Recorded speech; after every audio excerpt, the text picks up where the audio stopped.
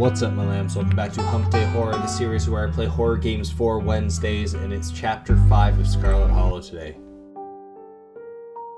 You can play Slay the Spire, look at that. You can join the subreddit. I won't be doing that, but you could do that. Mailing lists, Discord, nothing of those are for me. Other than Slay the Spire, or Slay the Princess, pretty good.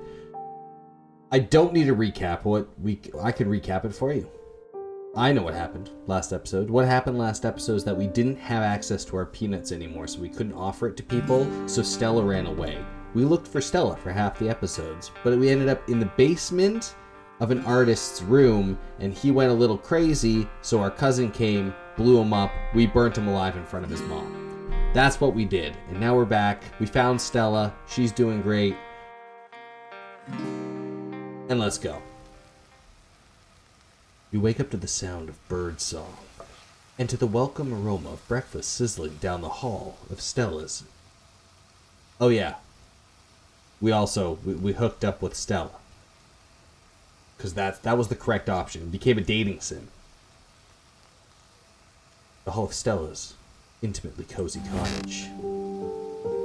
The soft cotton over sheets you're wrapped in still smell like her. The gentle morning sun shines through her bedroom window, speckling the sheets with dazzling spots of light, warming the spot where Stella lay beside you all night. You feel like you had a good night's sleep for the first time in days, and you know you have her to thank for it. Alright, let's join her in the kitchen. I hope I wasn't too noisy with you. I wanted to be able to get some more sleep. I wanted you to be able to get some more sleep. I know it's me. Still can't be too bad to wake up to someone making pancakes for you, even if it's at the crack of dawn. It's true. Little snooch, a little smooch. Yeah, we're gonna give it a little smooch. You take a step forward, leaning close. You can feel Stella's smile broaden as you plant your gentle kiss on your cheek. You can do better than that. Yeah. Before you can pull away, she takes your face in her flour-dusted hands, pressing her soft lips onto yours. Alright, we're getting smooched. She smirks as she turns back to the pan. Yeah, how'd you sleep? Aren't I the host here? Isn't that what I was supposed to ask you? But I slept great. Of course I did. Thanks again for everything yesterday. You had no idea how light I feel right now. Okay. We're gonna say all these nice things, and she's gonna die this episode. I can feel it. I can feel it in my bones.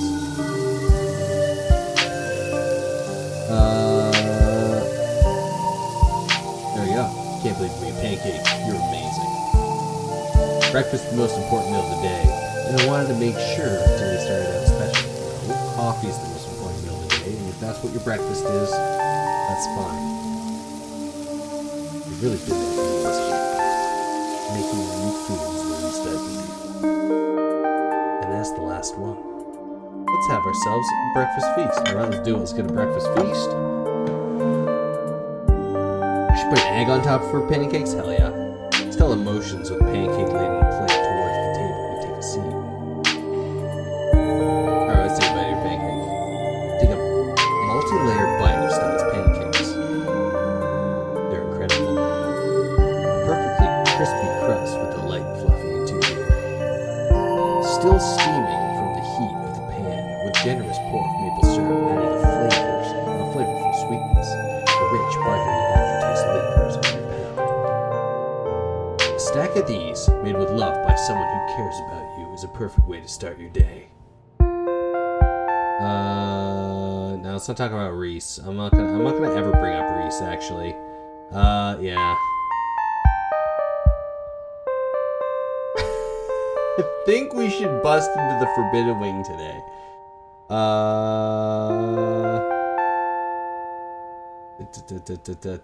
if we just take a chill one? You know what? I think we should bust into the Forbidden Wing today. Yeah, right off the bat. What a coincidence. I was going to suggest we snoop around the estate this morning. It's like we share a brain. This is so exciting. Let's finish up breakfast and go. Alright, let's go. Alright, pancakes have been eaten, and I'm fueled up for today's activities. Let's head out. Okay, Stella gets up, Gretchen hopping down from the chair, and Stella stands at Stella's side. The two of them lead you to the door, out into the chilly morning air. You walk through the town. The walk through the town is quiet. It's early, though you can smell the diner cooking up breakfast for hungry miners, brewing coffee for cops to sip while ignoring the horrors plaguing Scarlet Hollow. Main Street is deserted. You and Stella feel like the only people in the world watching the sunrise over the abandoned library. The estate looms over the three of you, more unwelcoming than it's ever been, as if the small bit of time you spent away in a warm house is full of the love you built. It has made the mere thought of the crumbling manor unbearable. Wow, my words, they can't escape my mouth right now. Yeah. Salem, Mass. Nice. Wow, I can barely remember the last time I made it up that hill. FeralLam didn't exactly make it easy for me to see Tabitha, so we usually hung out anywhere else we could think of. Your aunt has a tendency to shoot first and ask questions later, so I figured it was the best not to risk winding up at the business end of her shotgun. You only make that mistake once. It's sad to see how much worse it's gotten. That cliff used to be a lot further away from the house, but it's claimed a lot of ground. The place looks like it could fall any day now. It used to be such a beautiful house. It's still a beautiful house, just a bit old. Together, you cross the threshold, the ancient door creaking open to reveal the familiar dusty foyer. Knowing Tabitha isn't here to keep you in line gives this place a new feeling, like you have complete ownership over the place, and that any secrets it once held are yours to be uncovered. If only you can figure out where to look. You can feel how much the floor is tilting. Geez, this place really has gone to the dogs since the last time I was here. Well, the dog is a mare, so I mean, that's not the worst thing to do. Everything feels so much older and disused. Can't believe Tabitha's still living here. I'm sure she has a lot of memories. Tying her to the place, but it feels like I could come down around here. Well, it could come down around your ears at any second. So, where first? Oh, come see my bedroom. Let's go to my room first. Oh, got something up there you want to show me? Stella gives you a flirtatious wink. Yes, I do. Lead the way. I do. I have... The two of you make your way up the rickety stairs into the guest room. The moment you enter the room, Gretchen and Frau start to growl at each other. Oh, this is going to be trouble. Gretchen lets out a snort, sharp yap. That's all it takes for Frau to launch from the bed, skittering away down the hallway. You hear her gallop down the stairs, undoubtedly returning to her spot in the kitchen. Gretchen is victorious. Anyways, if I remember correctly, this is FeralLam's old room, right? Tabitha really wasted no time getting this place turned over for guests. Someone has been here. The closet is wide open and its contents have been dragged into the room. A discolored residue smeared on some of the larger boxes, giving you a hint to who might be behind the invasion of privacy. Holy shit, that mess has got to be Wayne, right? I think I know if you were that messy. Did you say that FeralLam's old room? I knew someone died here. Tabitha was dismissive when I brought it up. FeralLam did die in her sleep, so one can assume maybe Tabby just didn't want to talk about it. It's okay. Now that you can just sleep in my bed for the rest of the week, if Tabby gets mad, oh well. She shouldn't have made you sleep in a dead lady's bed without even telling you. Oh yeah, well, first things first.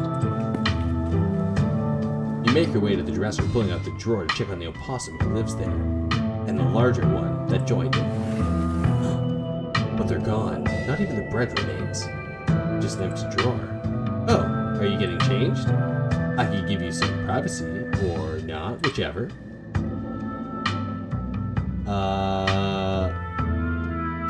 There's usually a possum who lives here. Hope he's okay. Aw, possum's so cute. Weird ones that live in the drawers right next to where you sleep. But weird that one lives in the drawer next to where you sleep. But I guess I'm sorry he wandered off. And I'm glad you took that shower at my place. Yeah, that's fine. Okay. Let's investigate the closet. You and Stella cross the room to investigate the open closet door. Oh shit. The back of it hangs slightly ajar. It looks like it was never a solid wall at all, but rather a door, previously hidden behind the pile of boxes and papers that was dragged away overnight. There's no doorknob, only a small circle of metal where the doorknob would be, punctuated with a keyhole. Is that a hidden door? Yes, I knew it. I knew there was going to be hidden passages. Well, of course. Stella whips her camera, nearly fumbling and dropping it in excitement, but she regains her steadiness, aiming it into the gloom of the closet at the silver of the light in the room beyond. Stellars! You are not going to believe this. We are here at the Scarlet Estate, trying to get into the bottom of what exactly is going on around town, and we have just uncovered this hidden door in Farrell's closet.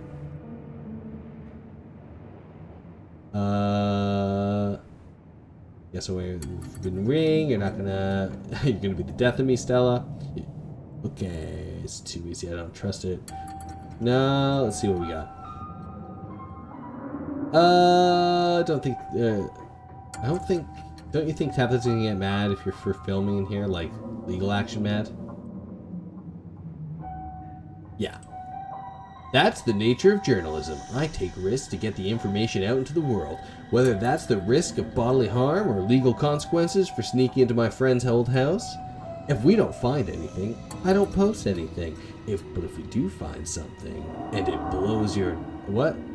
blows your dark, possibly incriminating family secret wide open, well, I guess that's a problem for future Stella to figure out. We're going in, baby. Going in. That's right. Both step forward. Stella's filming as she dramatically opens the door. Its hinges creaking appropriately.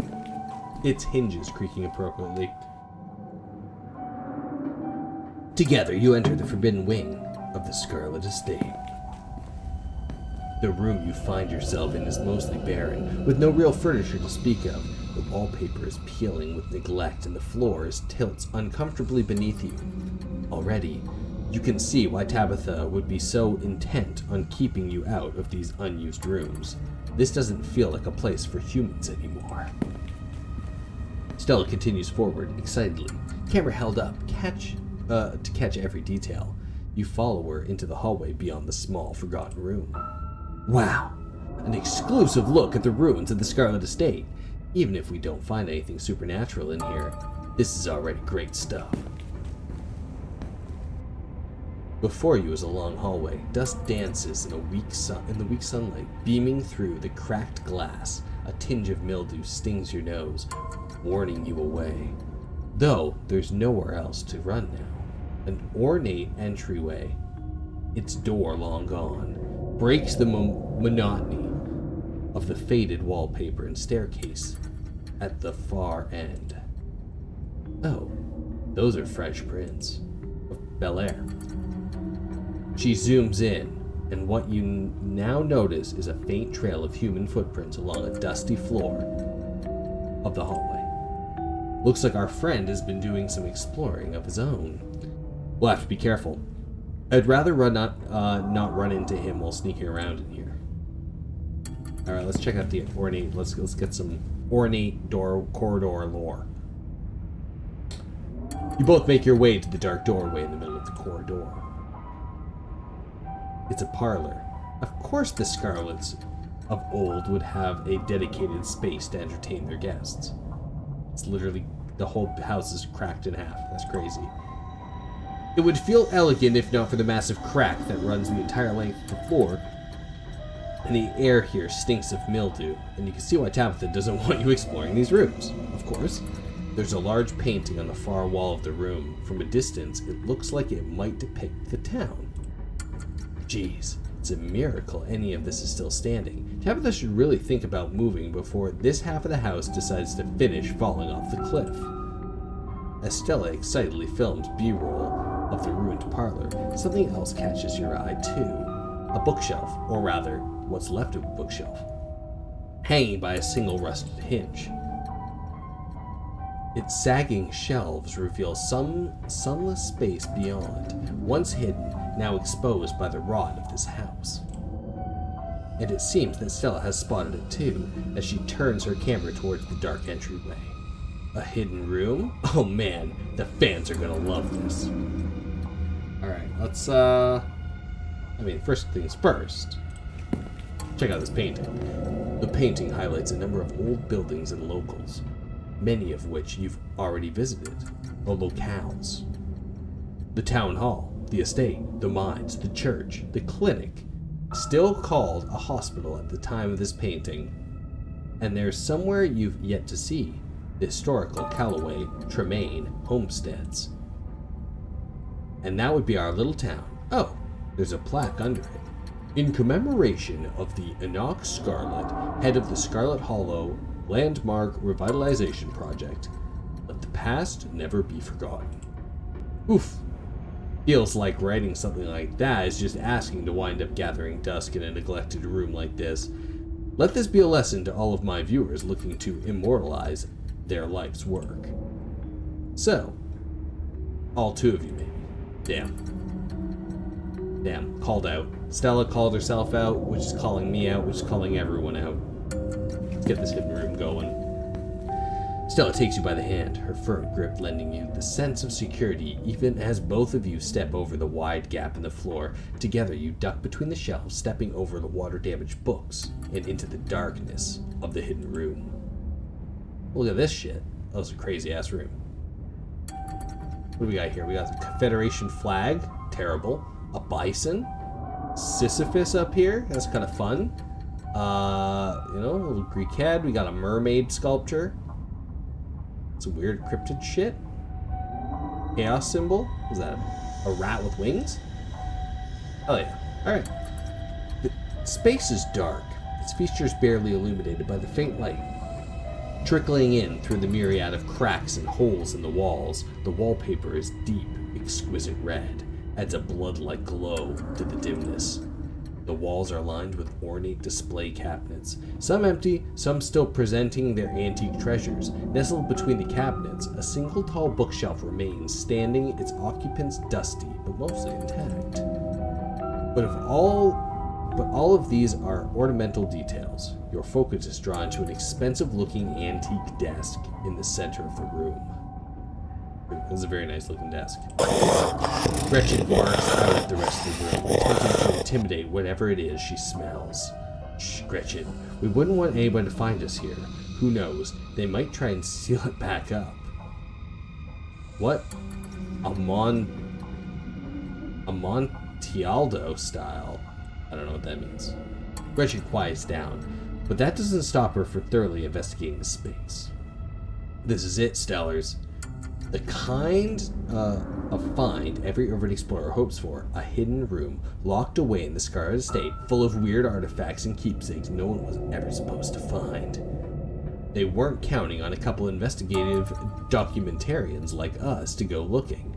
But here we are, about to blow your family's sordid past wide open. Well, I'm a nerd in this playthrough, so let's check out that bookshelf. Maybe the collection of literature can help you learn about this room's occupants. You approach the shelf, your eager eyes poring over its titles for anything that seems to stand out. The upper shelves are mostly classic fiction. Moby Dick, Shakespeare. Various Dickens novels. Nothing that stands out as particularly interesting. At the bottom of the shelf, it seems to be home to reference books. Heavy volumes of a long, outdated construction law, treatises on various aspects of the coal industry, but there's also a book on the city planning that stands out to you. The spine is marked with a dot. You pull it out. The shelf above shifts precariously as the book held some load. As if the book held some load bearing.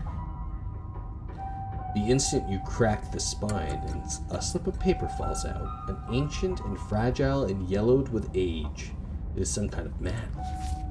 It's a map. It's an old map of Scarlet Hollow, and somebody circled a bunch of important landmarks. Town Hall, the mines, the clinic, the old farmhouse too. Wait a second, at least 2 of these had stone carvings buried in them, right? All 3 of them did. Right? The mines, the town hall, and the hospital? I bet anything that we find the stones of the rest of these places. This is huge. Now we know exactly where we should investigate. I'll hold on to it. I don't get the feeling that anyone will notice it's gone. Well, it's true, I mean. Stella takes both the book and the map from your hands, shelving the former and pocketing the latter. Examine the desk. What's on the desk? You step towards the desk. Maybe there's something worth finding in its drawers. Open the top drawer. Oh yeah, knives. Seals. Wax. The top drawer mostly contains old-timey letter writing materials, complete with a fancy dagger-sharpened letter opener and a wax stamping kit emblazoned with the initials ES. The wax seems slightly gnawed on. Underneath, you find a pile of crumbling financial documents, scrawled in neat cursive in every spot that needed a signature. Is the name Enoch Scarlet? This must be his desk, meaning this must also be his study. Hidden among the documents, you find an ancient photograph. A stern, blonde man stares up from you, and the Detrius at the bottom of the drawer? Oh, from the Detrius at the bottom of the drawer. Don't know what that word means. Never will. A face you're surprised to find you recognize. It's the man from your vision, the one in the hospital bed. Hey, I've seen that before. That's a picture of Theodore they put in the local history books. That's your great-great uncle or something. The one who died in the collapse.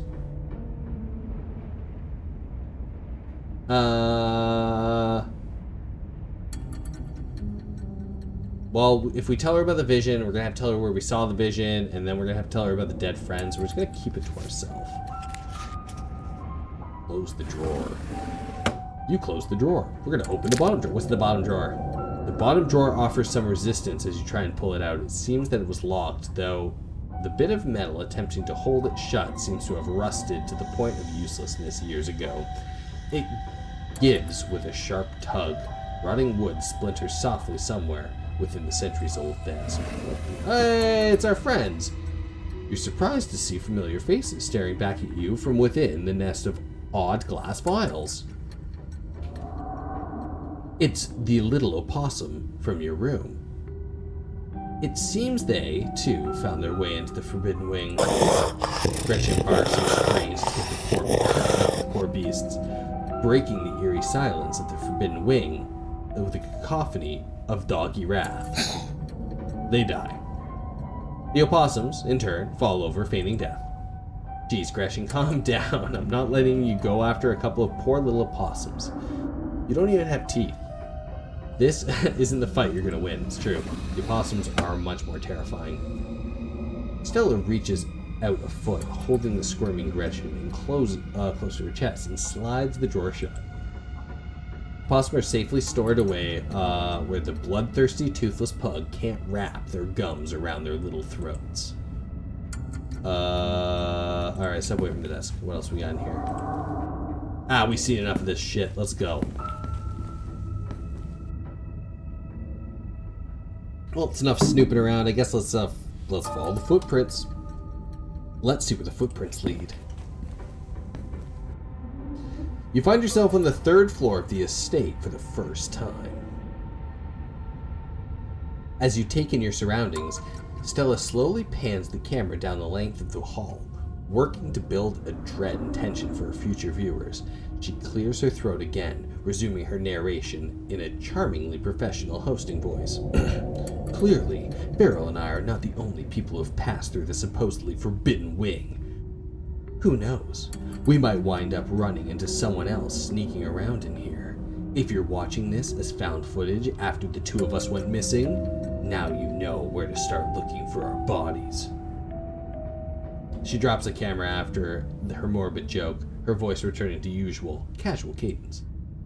Looks like the footprints go all the way down the hallway into that far door. Into the middle room, approach the window, move the boxes in front of the nearest door. Let's go, we're moving boxes. The boxes slide out of the way with a bit of elbow grease. You push past them into the room beyond. I was so fixated on the footprints, I didn't even realize there was a room here. That probably means it has something really good stuff.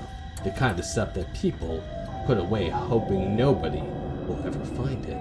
The kind of stuff that makes for a great video. Let's go into the crazy room. The room is coldly empty. A large antique bed is made of sheets and ancient dusty, but still somehow giving off the feeling of tidiness. Even with the cobwebs stretched between each corner of its four-postered frame. While we're checking the desk. You step towards the desk, its drawers are practically overflowing with stationery. You start opening drawers. Each one is filled with paper stacked haphazardly, practically spilling out as you attempt to dig through it for anything important. All these bills and receipts are Edwardine's name. Guess we know whose desk this is.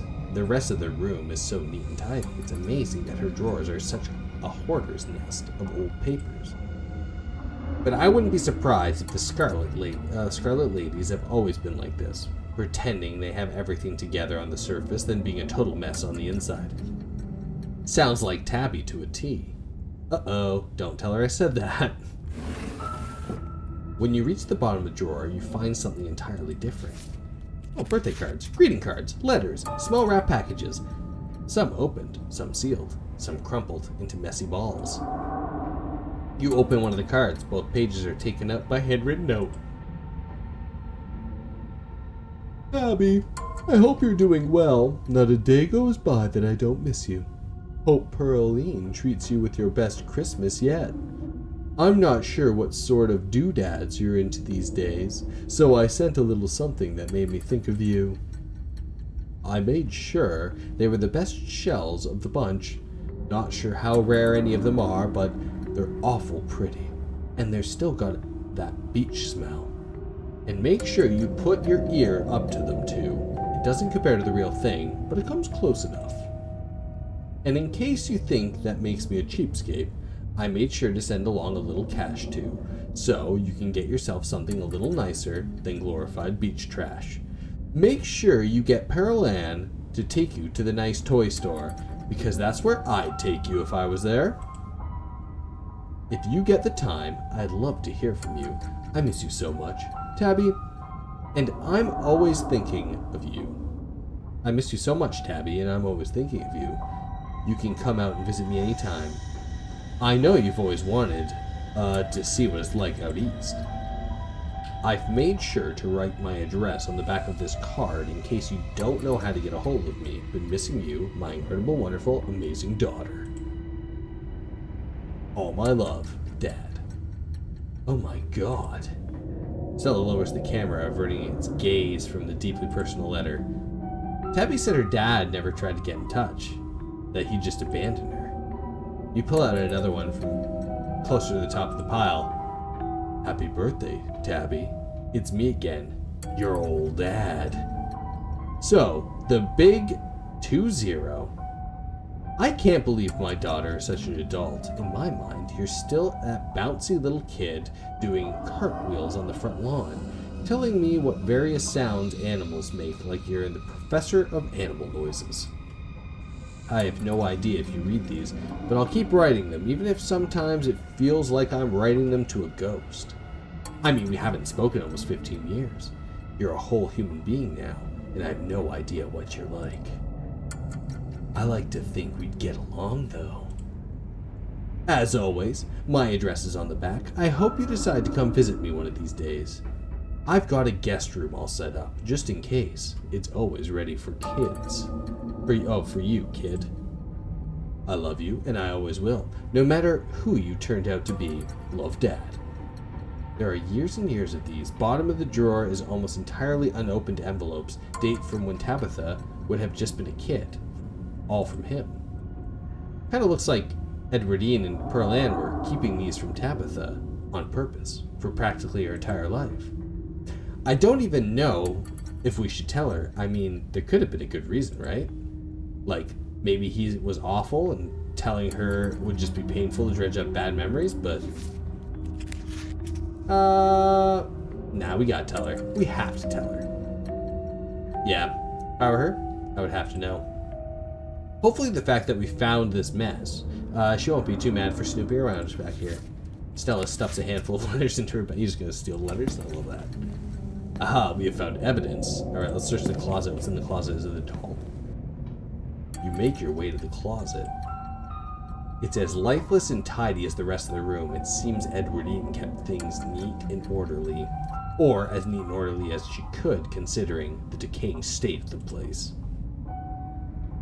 This looks to me like where FeralLam would go shopping for Tabby's clothes. It's exactly the sort of thing she wears. In fact, I'm pretty sure I've seen her in that dress before. The only thing here besides her clothes and shoebox is shoved off to one side. You pick it up. Child-size overall striped shirt and a pair of trousers with suspenders still attached. One of those little sailor suits boys from the 50s were always wearing. Boys' clothes? That's weird. When was the last time a boy was born into the family? Other than you. Well, maybe it was you. When you pull out the last shirt, a note revealed, tucked away at the bottom of the box in a protective plastic sleeve. Mommy, I am in there too, and I love you. It's scrawled in almost illegible handwriting, writing some thick brown watery ink that's cracked with age. Mommy, I am in here too, and I love you. What the? Stella handles the note. Gretchen anxiously stomps on the floorboards. Okay, Gretchen, you don't have to squirm so much. It's just paper, really. Really creepy paper. Stella zooms in on the unsettling note, making sure the camera takes in every detail. Okay, I got the footage I need. You should put that back before you get a curse from it or something. That's true. That is a cursed piece of paper if I've ever seen one. Drop the note back into the box, once again covering with the clothes. Folks, what you just saw was found at the bottom of a box of boys' clothes hidden away in the Edwardine Scarlet's closet. Yet, the only child she supposedly ever had were 2 girls. This mystery is getting so thick, it's gone from gumbo to gravy.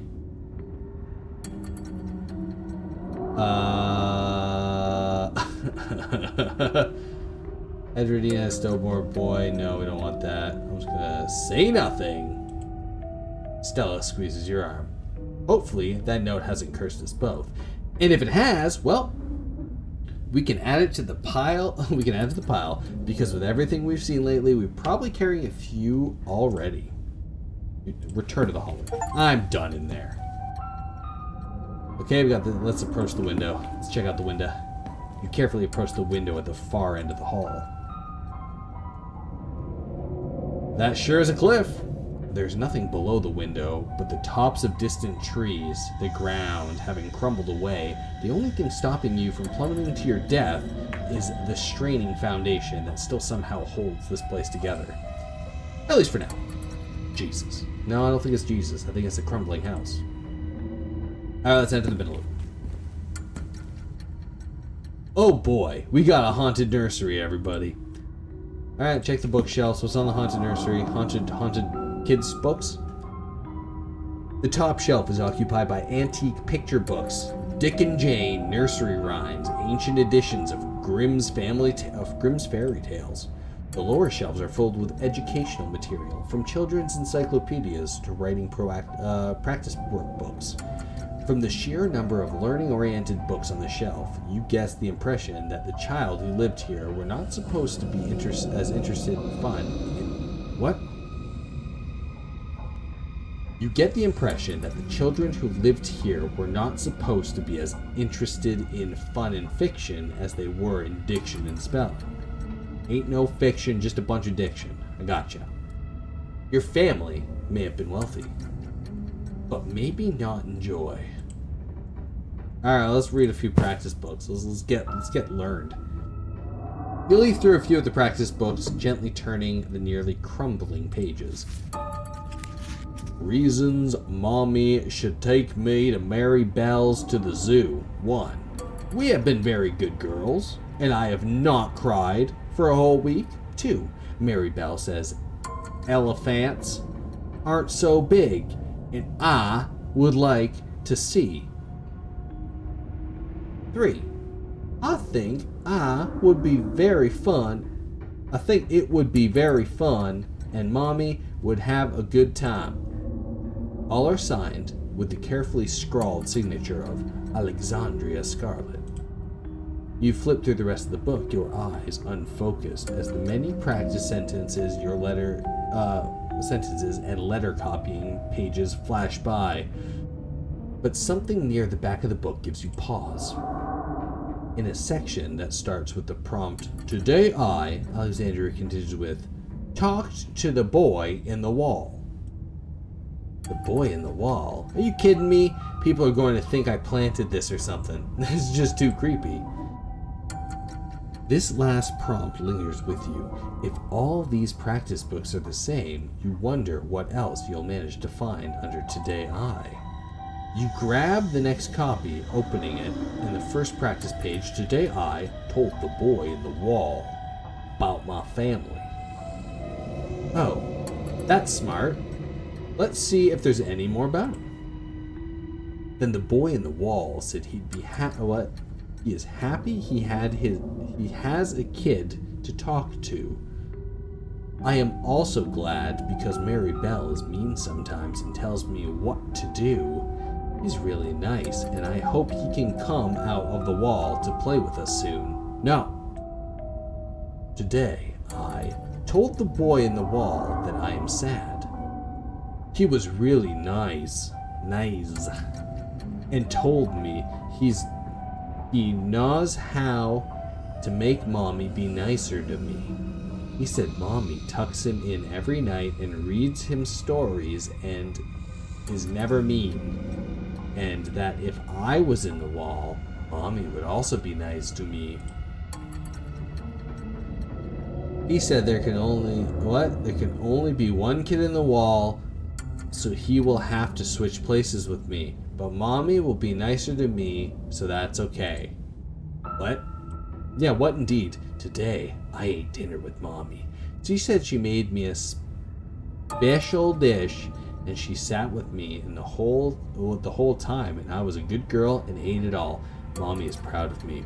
It was a good day, and I am happy. The rest of the book is blank. Alexandria disappeared, didn't she? You both share a moment of silence, staring down at the empty pages, only the typed words, Today I, staring back up at you. Well, we're done with that room. That was enough of that. Hey, hold on. This is an encyclopedia. It has something sticking out of it. If Daddy plays with me and Mary Bell, if my family goes to the zoo, if Mommy and Grandpa took us to work, if me and Mary Bell and Mommy and Daddy and Grandpa have a picnic. That's nice. Look at these. Little pictures. All signed with the carefully scrawled signature of Alexandria Scarlet. There's a strange, fantastical element to these pictures. Everyone is smiling and sitting together as family would in a child's drawing, and yet it feels like they are drawn in the same hopeful way a child would draw a unicorn. Expressions of some reality that Alexandra could only dream of. There are less joyful illustrations as well. Daddy napping shows their father sleeping in a chair, a bottle of brown liquid conspicuously drawn on the table next to him, the girls hovering over the doorway with some distance away. Mommy is going to work shows the girl crying at the upstairs window of the house as their mother walks away, an angry frown scrawled on her face. Wow, these are awful. The viewers are gonna eat it up. Damn right they are. You get the feeling these are more accurate depictions of the girls' lives. The last picture you pull out gives you pause. There's a new figure here, seemingly drawn behind a barrier. The two girls sit on the other side, smiles on the cartoon faces. The boy in the wall. There he is again. Hold on a minute. The little boy's clothes, the note, now a boy in the wall. Things are starting to add up. Stella makes sure to linger on the image, getting plenty of B-roll of the scribbled lines. You're done here. Return to the hall. No more boys in the wall. You and Stella make your way back to the hallway. Alright, let's follow the trail. Enough dicking around. You continue following the trail of footprints approaching the farthest room down the hall. The door was clearly meant to be hidden, but it's been left open. Oh yeah, that doesn't look too good. Gretchen begins to shake in fear, whining weakly as she glances around the room's wide, anxious eye. There's a pentagram underneath. Is it H? Yeah, there's some bullshit underneath this rug. It's okay, Gretchen. It's just a big empty room. There's nothing to be scared of. It pains you to stand in this space. Emotions hang over you strongly. Oppressive and overwhelming thoughts that threaten to fill your lungs. You don't feel death here. You feel something worse, a deeper loss. One that's left, a wound that is refused to scar. You can't help but fixate on the carpet in the center of the room. The corner is rumpled, as if it had recently been moved. Move the carpet. You pull the carpet, exposing the bare floor and revealing what lies beneath. It's a dig. An ornate ring of sigils has been carved into the floor, 5 along the edges, with the 6th in the center. Circle in its now uncomfortably familiar feeling. You can feel your gaze forced into crawl over every intricate detail of the carving at the front of you. It's some kind of magical circle in the Scarlet Estate.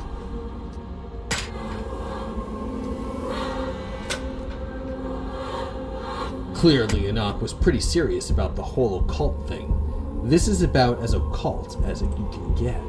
But you're too far drawn into the trance to respond to Stella, or even pay much mind to what she's saying. Your gaze crawls across the intricate details, unbidden. The serpents wrapped around the staff gives you flashes of the room beyond the morgue, and the darkness that swept through the house once has been uncovered. Fist and chain makes you feel like you're back at the claustrophobic confines of the mind, surrounded by the angry hammering of memories. The horns have some nightmarish, dreamy feeling of the world constructed by the furious ghosts of Charles Shaw Jr. The others are new to you. The feeling they admit are less intensive, giving only vague impressions of what they might be tied to. Golden fields, the mewlings of fresh souls, just slithering out from the womb of desperate to be fed. Another that rings like bells in your mind, calling you towards it, but away from it, pushing you from its threshold and into the darkness. But the central symbol is strongest of all. It echoes out across the room, a vast ego proclaiming its dominance. You okay? Oh no, did the circle do something to you? Talk to me, Feral. Snap out of it. A bell chimes, not calling me but pushing me away, and there's a field somewhere torn by hunger and... Hey, come on, stay with me. Let's get you out of this room. She flashes you a confident smile, her eyes shining as they meet yours. Her faith in you is unwavering. Stella crosses the room, training the camera on the floor on the far side. Like the way you entered, it has to be left ajar, as if inviting you to explore what might be behind it. The door in this room seems like they would almost totally they would be almost totally invisible if they hadn't been left open. There aren't handles or anything, just keyholes. So it's got to be a hidden passage. Amazing! Your family really pulled out all the stops when coming to creepy stuff. That's true. We follow Stella.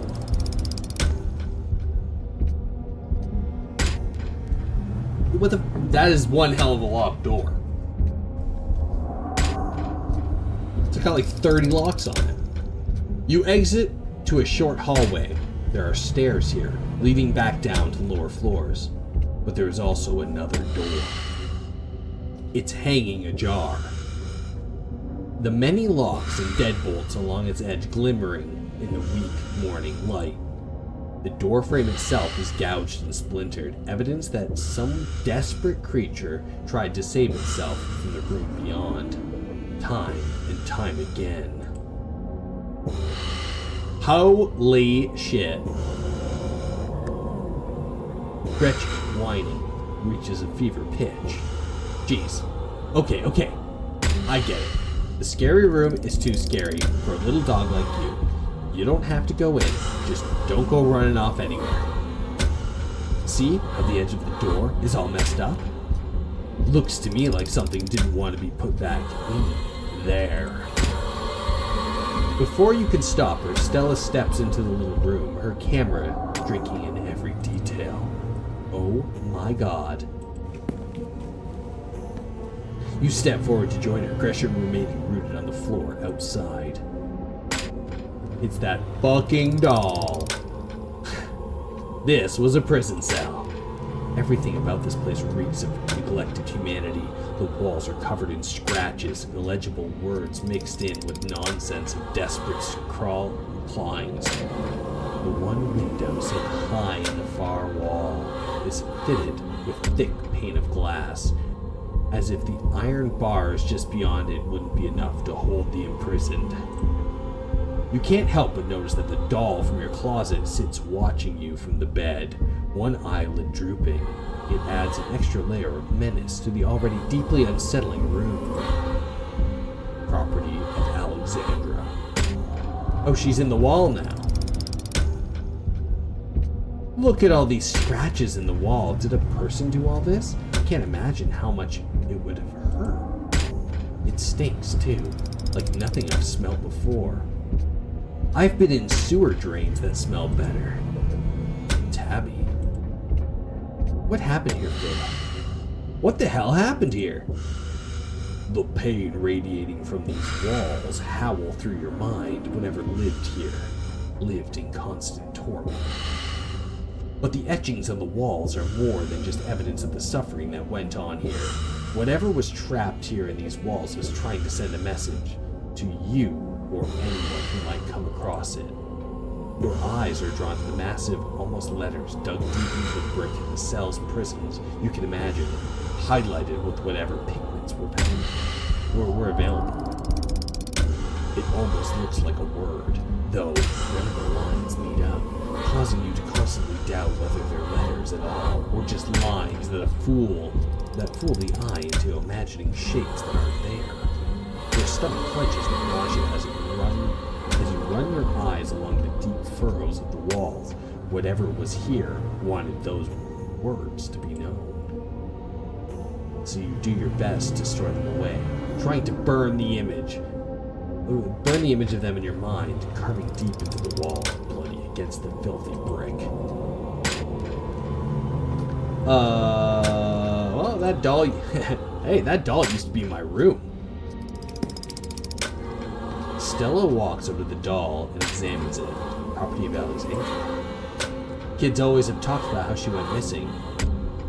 It's one of our town's urban legends. I wonder if they ever found her body. Maybe there wasn't a body to find. Is this how she went missing? The boy in the wall. And then Alexandra. This doesn't feel like an old skeleton in a closet either.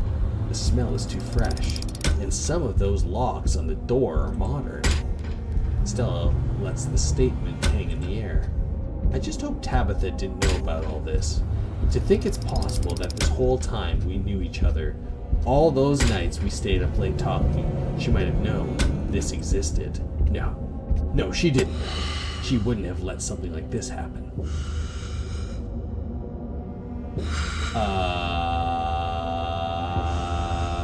Fuck this, man. I'm done with today's adventure. Yeah, I think that's probably what it is. Okay, we've seen this room. Yeah, we've seen it. You and Stella are interrupted by the sound wrapping around you. Music. The tinkling of piano keys played by clumsy hands. They echo up a narrow staircase at the end of the hall. One you've yet to travel. You hear that creepy music, right? Stella seems uncharacteristically shaken. She clutches at your arm, the camera trembling in her hands. Oh my god, someone else is here. You know who you'll find if you choose to follow the tune. It's an invitation. Wayne's blackened finger sending out a message across the quiet house. The two of you stagger back into the hall. Do you think it's him? Wayne? Stella seems to swallow her momentary fear, straightened back up and letting the light return to her features. If it is him, he could have information.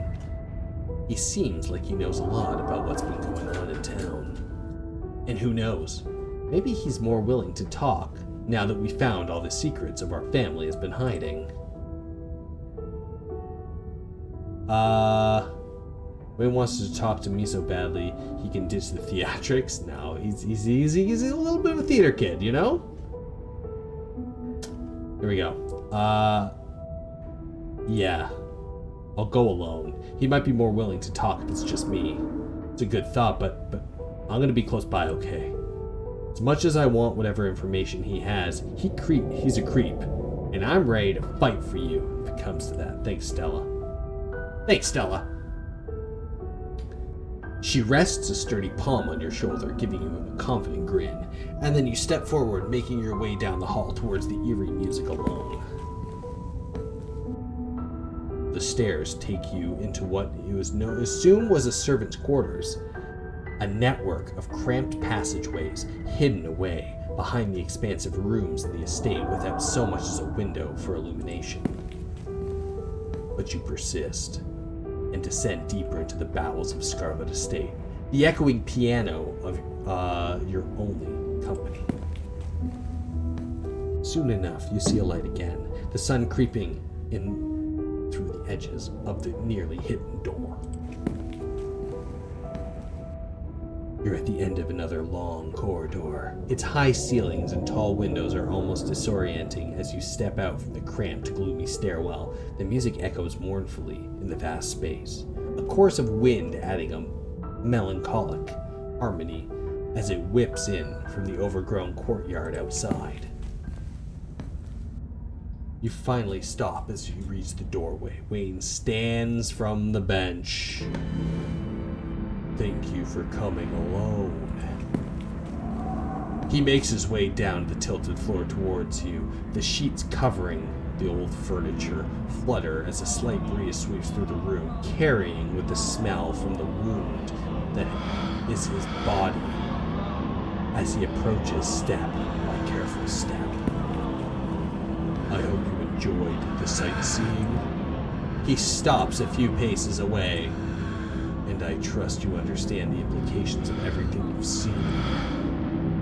If you aren't careful and put your faith in the wrong people, things could go very, very wrong for you. We're talking. Yo, theater kids. What's with the dramatics? Isn't it a little theatrical? There were things you needed to see. And I doubt you would have been interested in a private guided tour, not when I'm the one who would be giving it. And once I'd helped you find what you needed to find, I wanted you to choose to come to me, to know you were truly open to a conversation. Yeah, that's fair. Does Tabitha know all about all this? Of course. Why do you think she invited you here?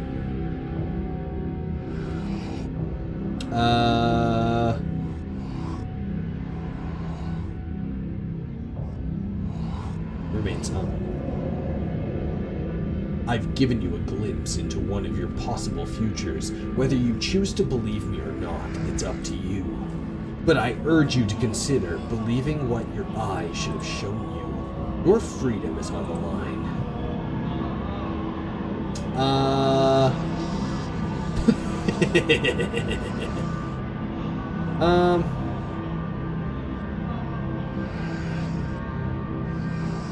Yeah, I'm here, aren't I? Can't you see I trust you? You can tell me whatever it is you want me to know. Do you want to be someone else's puppet? I can guide you where you need to be, but it's up to you to open your eyes. The witch holds some of the final pieces. Find her, pry them from her hands, and then everything should start falling into place. The thought feels slippery. You are unable to hold on to it, and holding it's painful. Like you're gripping onto a white metal fist. You're forced to let go. It fades. Unless you're already starting to forget about her. Memory is a distant little thing, isn't it? Physical. Easily manipulated. But something's missing from your head. Being missing from your head doesn't mean it's gone from the world. There's a memory I can't quite hold on to. A thought that almost hurts to think. Keep it in the back of your mind. Try not to let it hurt you too much, but don't let her take it from you either. You'll remember when you need to.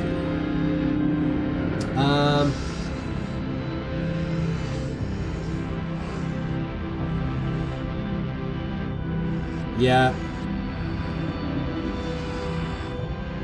I trust you, but I don't know what I'm supposed to do with all this. Wayne's shoulder seemed to relax slightly, as if he's relieved. Good. Our enemies rely on keeping us divided. They know how much stronger we can be together. Be careful who you trust. I will always be there when you need me. Oh, thanks, Wayne. Wayne steps away, his shimmering eyes watch you unblinking from behind the veil, before finally disappearing back into the darkness of the estate. You make your way back through the dark, cluttered side rooms, and return to Stella's side. She greets you with a nervous grin, clearly relieved to see you, even though you were only gone very briefly. Gretchen stares, give up, with her big worried eyes. You made it out. Good. I'm glad I didn't have to jump in and start a scuffle with the guy. Was he at least more useful this time? You share everything he said. Stella focuses the camera on you and nodded along as you talk. Well, that's not good. Don't film it. Tabitha, no. I can't. No. I can't believe she was in on anything your family did. I just can't. She wouldn't willingly go along with something like that. I refuse to believe it.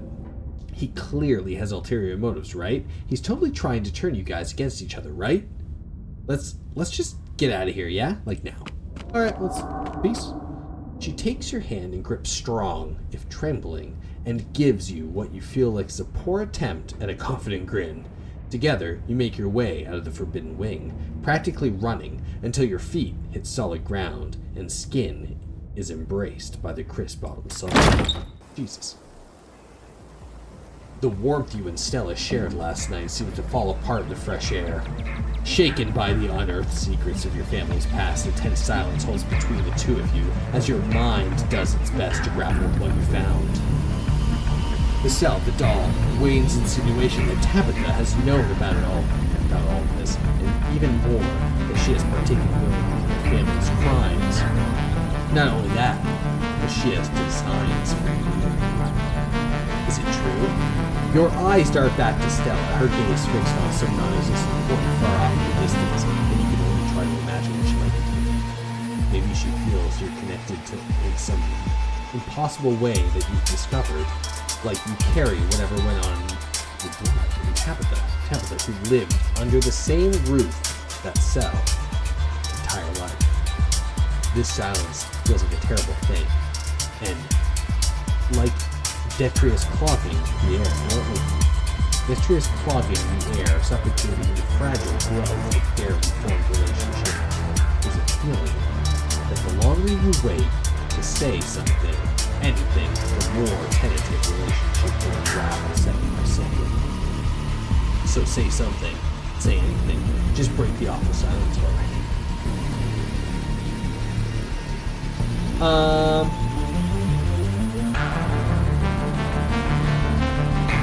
Maybe the dungeon.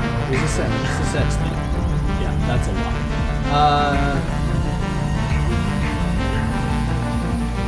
Okay. Had nothing to do with this.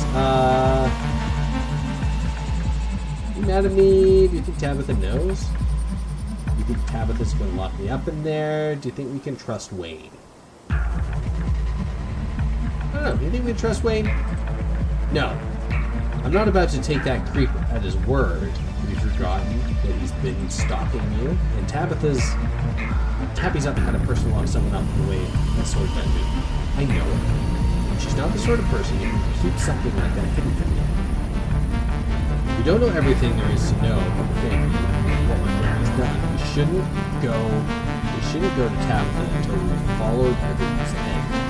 I was always going to see what we saw today. Which would be worse than us to go to Tabitha. We don't have to see it. True. Let's get up every loose end. But okay, I get it. But if we're not going to Tabitha, where are we supposed to do that? We have to do something. You're right. Confronting Tabitha right now is the only thing. Everything else, I think, is for Blaine and Neville. We'll have to see Tabitha sooner or later. The cops are shit. Fuck them. I know that. So let's go there. The farms are like miles away from here. It'd take hours to get there on foot.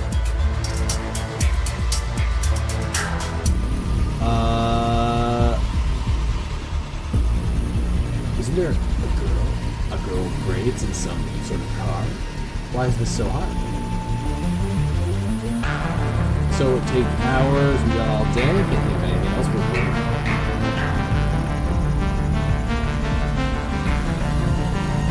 I don't want to be thinking about this, what we saw for hours. Stella's focus seems to shift. She's not looking at you anymore. Already fixated on our next goal.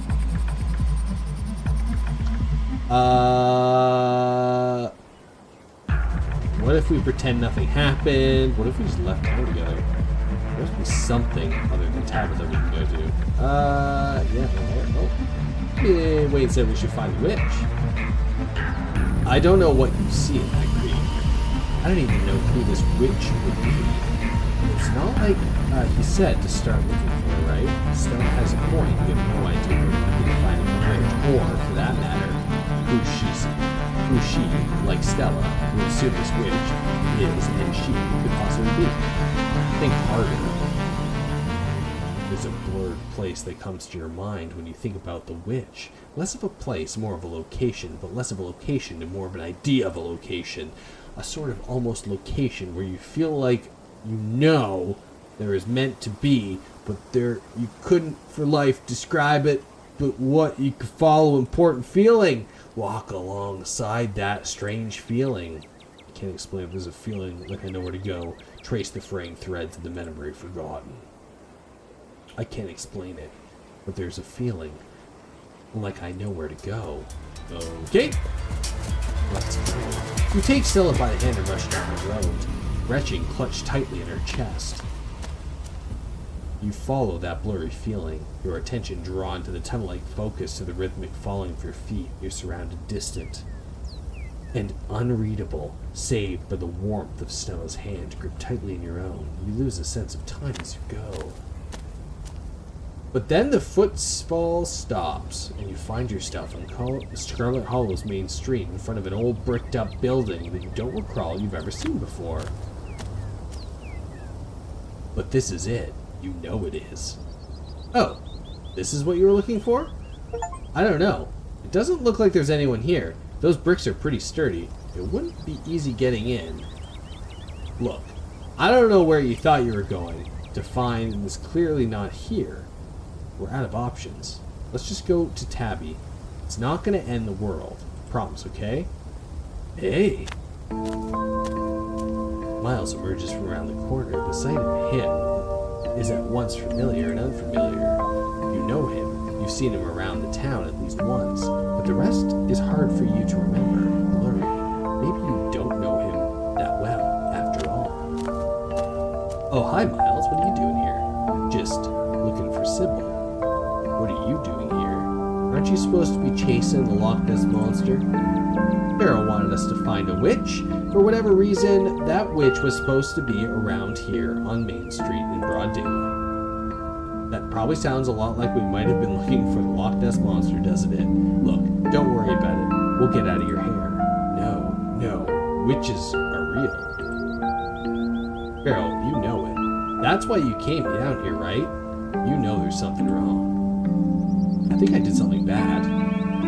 It has to do with Sybil and somebody else, and that somebody else feels really important. I feel like I don't remember before it's too late. Somebody's gonna...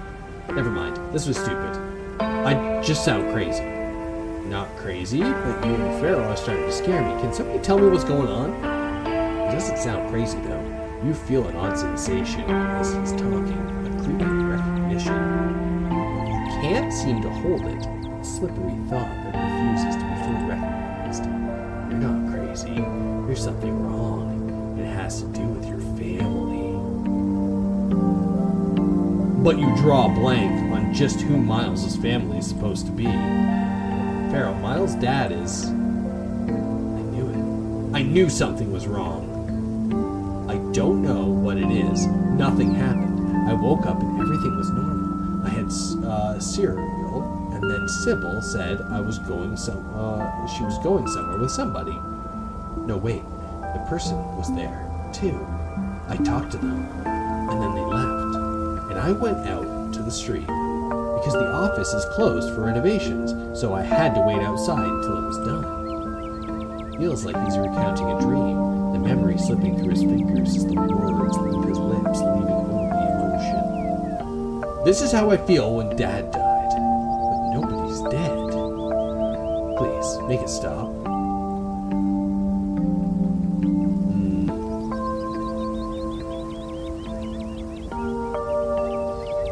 Talk to anyone else about this? No. Everybody else lives here, and I don't need people looking at me funny the rest of my life. Miles, I live here, and I'm not going to look at you funny, I promise. I'm not talking to you about this. I'm trying to talk to Feral. Besides, it's okay if you think I'm crazy, because a lot of people think you're crazy. Because of my videos? Because of a lot of things? Whatever. I should have kept my mouth shut. It's not like either of you know anything anyways. There's someone missing, isn't there? Miles tries to hide it, but you see his lower lip tremble, his eyes shiny with fresh tears. Yeah, I think so. I feel so guilty. I think this is my fault. He can't hide the tremble in his voice as he speaks. Feral, you should stop. I think you're making things worse. Rest collected himself, wiping his tears and choking back whatever remaining sobs he had left. Look. I don't know about her, but it seems like you have something like actually wrong here. Like, none of this makes any sense. There's this guy on the edge of town, Julius. He's crazy, but I remember him coming around and asking questions. And he always had his notebook with him. I don't remember what he asked, but he'll remember it. You gotta talk to him, or get him, or show him, or show you his notebook. He probably knows more than anybody else what's going on. I didn't want to have to ask anyone to help. It's like I can't think straight. I need someone to do this for me. I don't want to feel like this anymore. Not again. Please, not again. Do what for you, Miles? I can't know how to help you if you don't tell me what this is about. I'm lost. Forget it. This is so stupid. Miles, wait. But the young man turns and leaves before giving any further details. Seriously, what the hell is going on around us? Why isn't anyone talking normally? It's like somebody's going insane, unless I'm going insane. The still cuts off to see the police siren. Seriously, now? Well, did you really think that everything you've done around here wouldn't catch up to you, Feral? Richmond. It's like you trained it to hate uniforms with how much it barks when it sees me coming.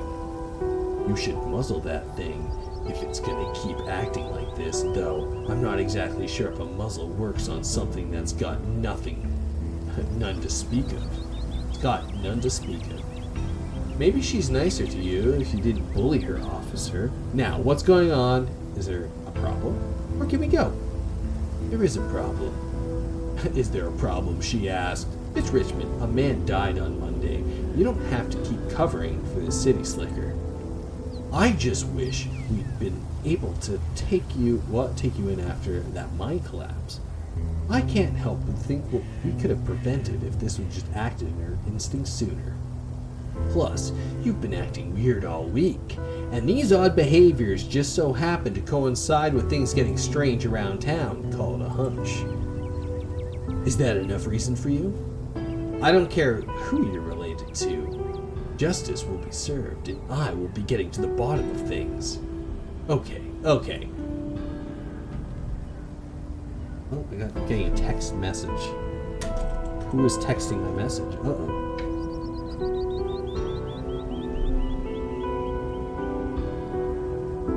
Alright. The message has nothing to do with me, so I don't care about the text message. I know a patsy when I see one.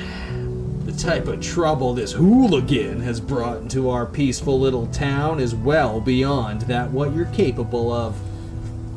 Hey, I'm not a patsy. I make my own decisions all the time. I'm always, breaking into places, doing all kinds of unlawful things. Victimless crimes. And they help put Scarlet Hollow on the map. What with your fans and all. I never get in the way of bringing in tourists. Fuck, Frank? What are you talking about?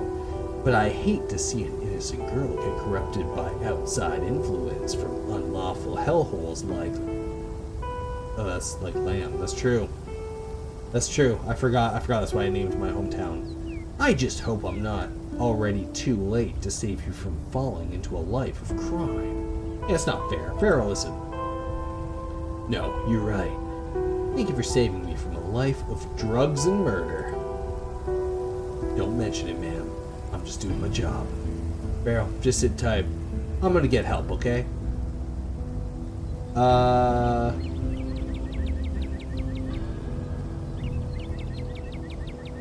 Well, nope. We don't talk to cops. You say nothing. Stay safe, okay? Don't do anything dangerous without me. And don't worry, the Scarlet Hollow cops have never hurt anyone. They're gonna be okay in the meantime, I promise. He's gonna fucking tase me. He's gonna tase me and beat my ass. With that, Stella leaves you alone with Deputy Franklin. Some friend, huh? Anyways, you have the right to remain silent. What do we want here?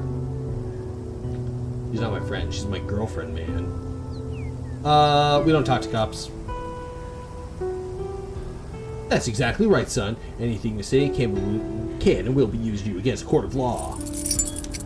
Deputy Franklin whips out a pair of handcuffs, tightening them quickly around your wrists in a smooth police academy maneuver.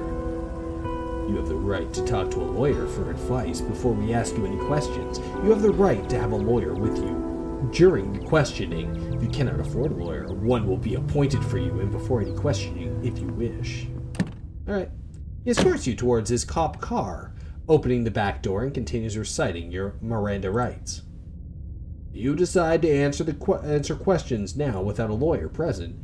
You have the right to stop answering at any time. There. Now watch your head. As you're shoved into the car, a voice crackles over the radio. Franklin, pick up already. We ain't got all day, boy. Apologies, Sheriff. I was apprehending Feral, as discussed over the radio. That's nice and all, but we need you up at the farms pronto. We got ourselves a possible 187 brewing. 10-4. Damn. This date just keeps getting crazier. I suppose you'll have to come along for the ride, son. Don't bring me to the goddamn farms.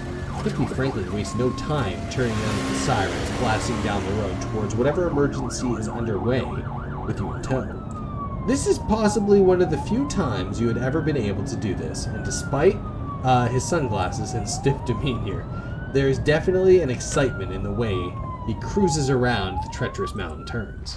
Of course. He's a fucking hog, bro. Of course he's gonna get giddy when he can turn on his sirens and stuff. As the car pulls up to the farms, you feel it again. A tingling at the back of your skull. An urgency. Almost like a hand pressing you gently forward. With the threat that might become more forceful if you don't comply. Like so much crying. Crying that can only stop if you tend to it. There is definitely another stone here. It's getting harder to ignore them. The feeling is strange when you try to examine it. Contradictory. Something that both desires to be alone, yet at the same time needs you in its presence. It's bringing something into this world and needs your help to deliver it. Deputy Franklin gets out of the car, leaving you in the back and joins the assembly. Alright, Sheriff, what's the situation? Bo got tired of waiting for y'all to come do your job, so he took it upon himself to go investigate the Tremaine household. And he ain't come back out, and it's been hours. I'll do the honors of briefing the officer of our current situation. He can go back to the house and let us handle it from here. But y'all don't know about his traps and whatnot.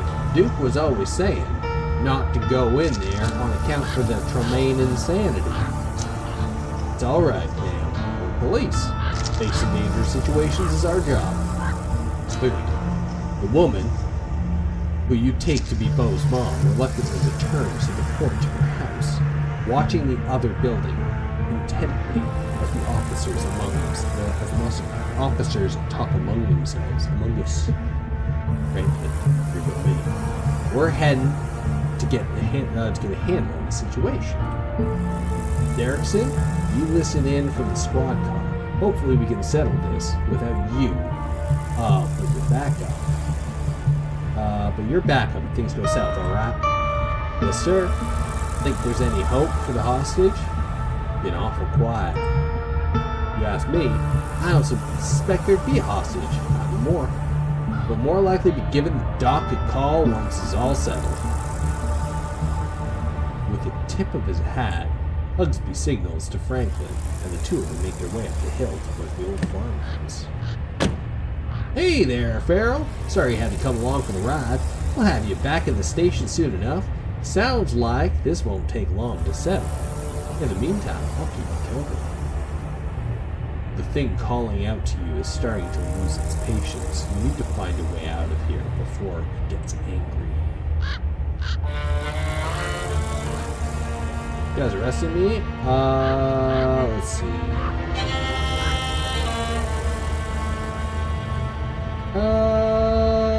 You don't understand anything. I have reason to suspect that there's a cursed stone or some kind of ancient possibility of I think we don't talk to the cops. Nothing else to do but wait. There's a sound coming from the house on the hill, shouting, angry and panicked. A frantic voice crackles over the radio. Derrickson, come in. The sheriff is down. Those damn traps. Irma wasn't kidding. Keep it together, Frank. Is he breathing? What's the situation on Tremaine and Callaway? Something in the basement going down now. I'm hearing ungodly noise of the radio, gunshot and static. Franklin report. There's only silence. Damn it, Franklin! Deputy Derrickson hesitated briefly outside your door, as if hoping someone might leave the farmhouse without his getting involved. But after a few seconds, he headed up the hill, yelling something to Irma. Then a figure appears outside the car door. A moment later, you hear the click of the lock. Time to go. You get out of the car, your body moving on instinct. The stone is louder outside. The song is buzzing in your ears, drowning out the world, calling you up the hill towards the old farmhouse.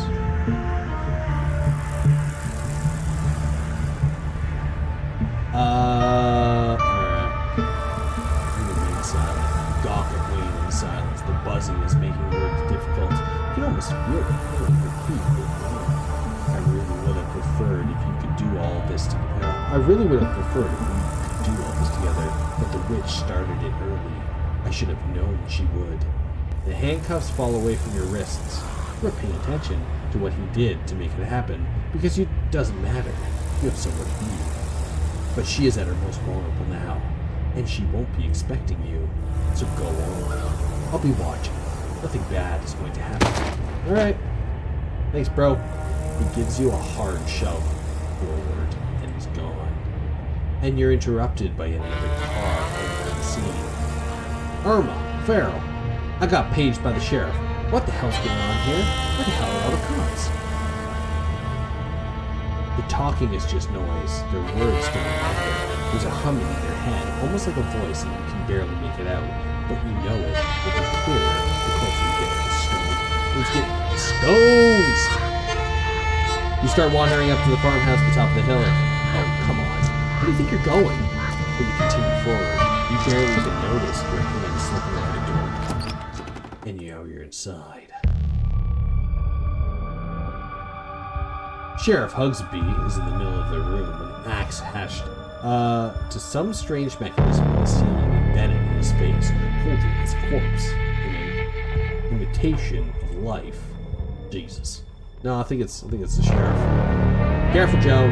There are traps all over this damn place. Past the body, you can see a giant pumpkin through the door. The garage cracked. The door of the garage cracked open, its guts strewn all over the floor, seeds dotted across the hardwood like a trail of breadcrumbs leading to the basement stairs. What the hell's going on here? Derrickson. Is the doc here yet? We need a medical professional down here. His voice coming from the basement. That's where you need to be. He's been shot, Joan. I think you'd better call somebody.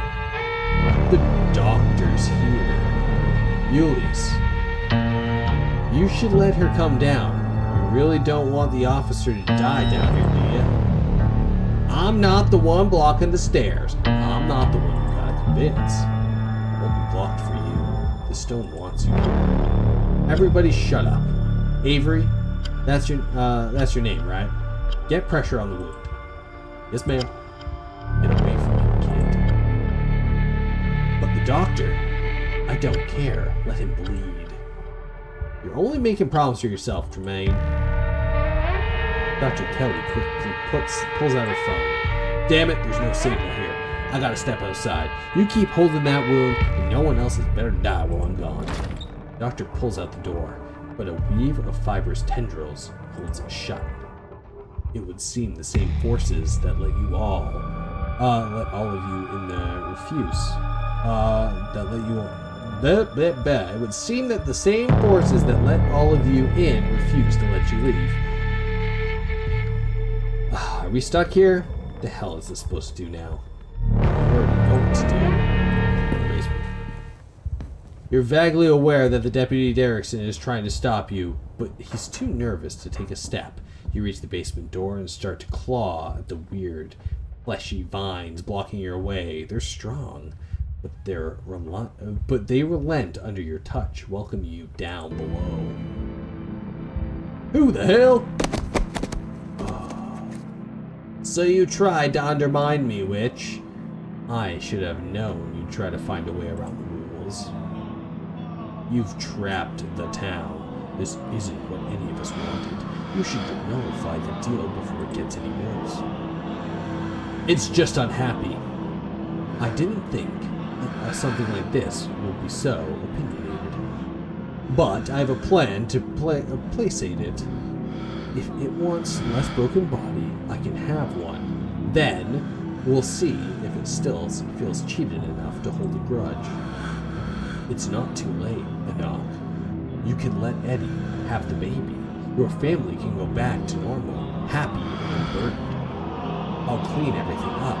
It can be like nothing ever happened. Even leave town. Manipulative hag. That's what you wanted all along, wasn't it? This whole ordeal was just an opportunity for you to have access to it.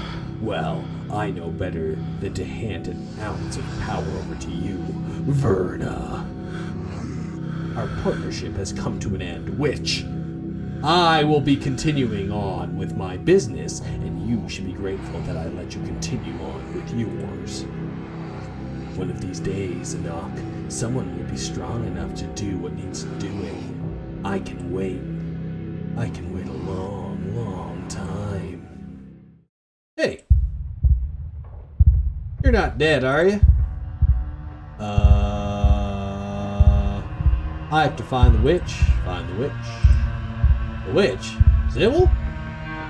So you have business with her too. I guess I should have known I probably wasn't the only one whose life she decided to fuck with. But all that ends now. I'm in charge here, and I'll get what I was promised. Hey man, calm down. It's all good. Speak for yourself. Oh shit. What is this? Bo! Your vision finally focuses in your mind, once again your own. Avery watches you furtively, furtively from across the room. A man, Julius, holds a gun in a silent threat. Franklin clutches his nasty wound in the side, blood spilling out onto the dirt of the unfinished basement. And in the corner is Bo.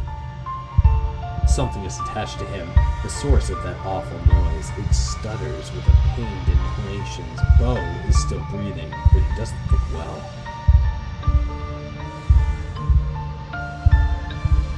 Stuck in the middle of another nightmare. Feral, we can't get to you. The door is sealed shut.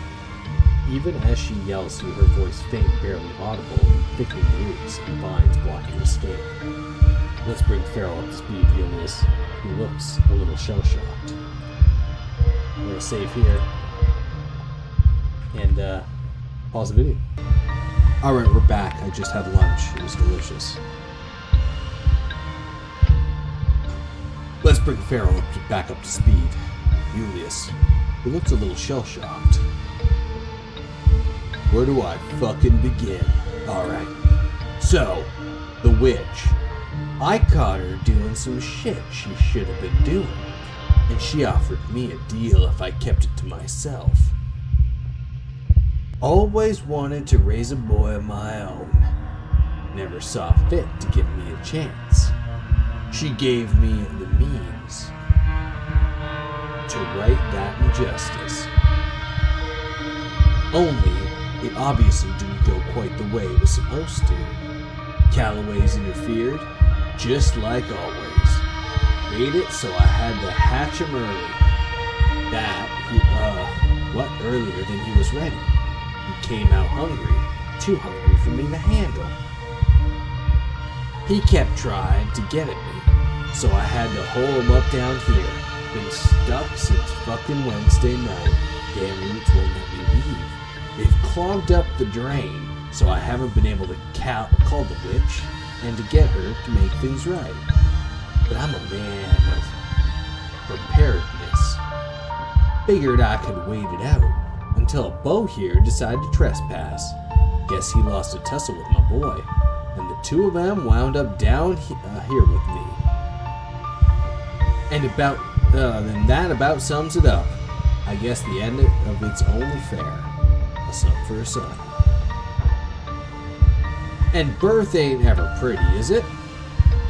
It's not like doing it the old-fashioned way is all sunshine and roses. I just hope he winds up looking more like a person when he's doing cooking. I don't give a shit about your story. Tremaine, none of that gives you a reason to shoot a cop. Well, you don't need a reason. Self-defense. Castle's doctrine.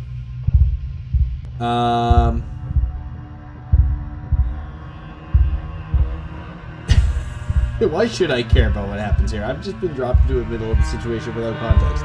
That's true. That has happened.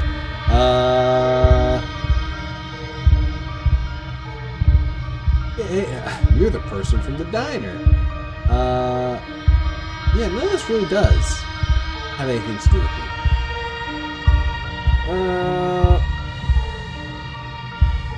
Let's see. We can't go because we're stuck here. Hey, you know how to contact her? The witch? Of course I fucking do. You think I'm some sort of idiot who Who makes deals without some way to get out of it? Not my fault that the things went to shit before I could call her up. Fact is, I tried. The only means of contact I've got is that faucet over there. It's fed by natural spring water. That's her preferred method of communication. Like her, internet, I suppose. But as you can see, it's currently out of order. My boy's got his meat all up in there. We won't be getting a dropout. Well, we won't be getting a dropout until he's calmed down. You'll have your witches as soon as he's all settled. So, don't do anything stupid, none of you. No. The conversation is interrupted by Bo shifting uncomfortably and the creature lets out a guttural moan. So what are we supposed to do? So what, we're just supposed to wait until the Callaway kid dies? That's exactly right. My kid gets born, we all forget this ever happened.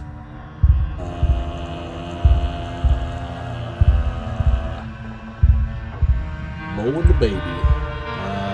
Let's see. What's going to happen after this thing is finished? Do you think it's going to be a normal kid? Would you say that about those little premature babies that keep in the incubators? We don't know what he's going to look like, but that don't matter. Because he's my son, and I love him. And I know he'll be big and strong, just gets himself enough food. Even if he doesn't change. He's kind of cute the way he is. No. Definitely weird, but cute. No. The witch. Let's see. Let's explore the witch.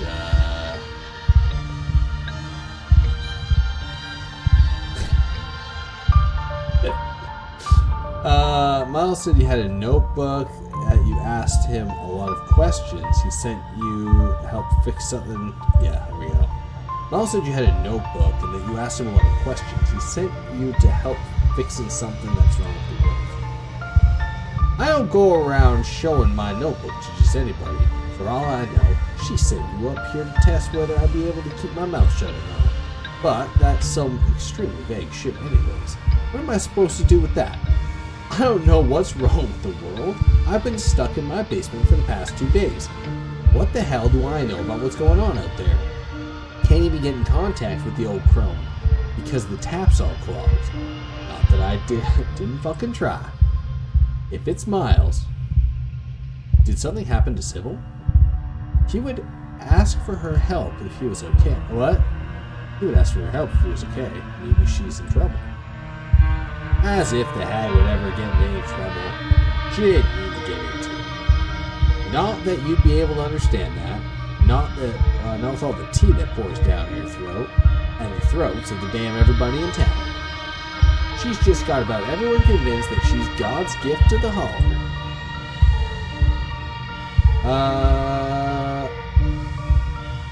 Yeah, I don't know about this one.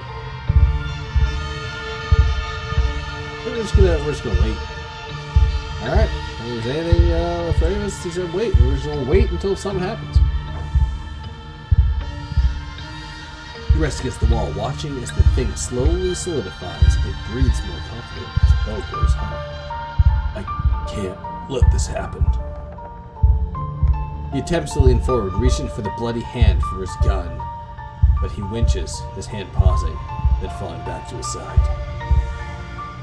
That's right. Just sit and watch. I think you put enough holes in you already. You don't need another one. Isn't somebody gonna do something? Everybody watches each other with unease. It's alright. Is it alright if I sit by him? Sure. I'll shoot you if you make any moves, kid. Don't want to, but I will.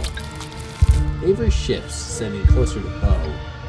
Then, they take his hand in theirs, which doesn't seem to do anything to comfort the man. He roots, sinks deeper, talking more. I'm sorry, Bo. It'll be over soon, okay? You're not alone. Nobody should die alone. I can't die. Mama will be sad. But he does. The thing finally pulls away from what's left of Bo, and in place of the dead man's breathing, its ungodly cries fill the room. Shh. It's alright, boy. You just killed him. No, I watched him die. I killed you. Or at least I would have, if you ever finished dying. The creature's connection to its womb has been severed and the house groans unnaturally, straining under the weight of the meat that infiltrated its walls. The faucet in the corner of the room finally unclogged, bursts to life, and water pours out onto the dirt floor. You want your witch? Well, here she comes. Did she tell you what you're supposed to do with it now, or know what it eats? I mean, what else? It eats. Your hands are wet, and the water is spreading pooling around you, making the floor slippery with mud. We're not calling him an it. He gets a proper name now. Joseph, after the father. And I brought some baby food. You think he'll like creamed spinach? Don't fucking look at me like you're asking me a question if this pumpkin baby wants creamed spinach. I don't know. Water is suddenly higher. It rises past your ankles.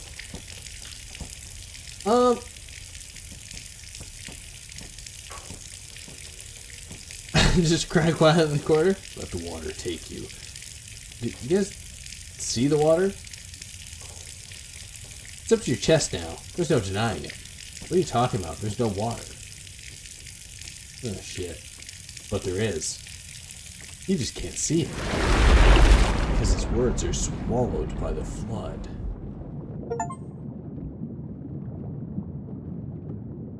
You feel like you're choking. There's water in your lungs, or there should be. Your ears are filled with the sound of rushing current.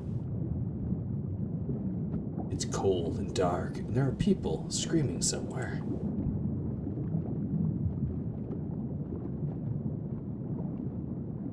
There are bodies in the water with you.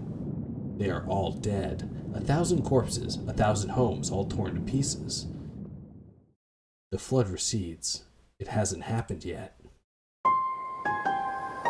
You are the mother of a daughter, and your daughter has told you about her terrible dream. It's going to kill everyone. You are not the only one who had the vision. Not yet. It has only been described to you by the daughter you have been teaching, as your mother taught you. You're the only one who can stop it, mother. But you won't be strong enough. Her words are heavy. What the fuck? Of course I'll stop it. Don't worry.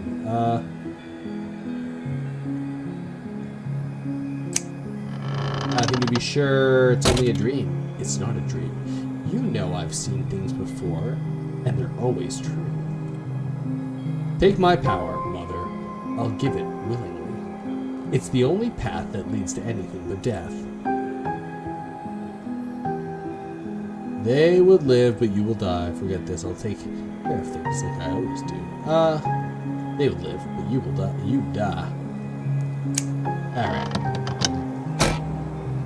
You won't. I've explored every path forward, and the tragedy lies at the end of all of them. All but one. Okay. I can't stop it, and then we'll leave.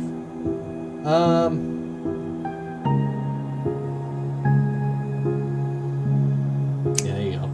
Is your death not a tragedy? It's not a death. It's a return. I'll be part of you again, like I used to be.